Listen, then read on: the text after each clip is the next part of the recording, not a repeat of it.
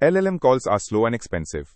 Semantic caching lets Redis serve a cached answer whenever a new question means the same thing as one you have already answered, even if the words are different. Traditional caching only hits when two strings are identical. Semantic caching uses embeddings so that what is the capital of France and name the capital city of France both return the same cached answer. On every request you embed the query, then ask Redis to find the closest stored vector. A hit above your similarity threshold returns immediately.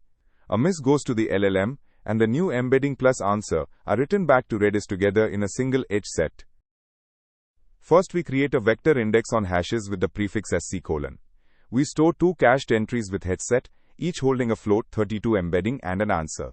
Then FT.SEARCH with KNN1 finds the single nearest vector and returns the cached answer and its similarity score. When reviewing a PR, check that the embedding and answer land in Redis together in one HSET. Confirm a similarity threshold guards every cache hit, that the index DIM matches the model, and that every cached hash has a TTL, so stale answers eventually expire.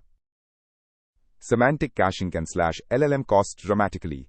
The three things to lock in: a similarity threshold to guard quality, atomic rights to keep embedding and answer consistent, and a TTL, so your cache never serves forever stale answers.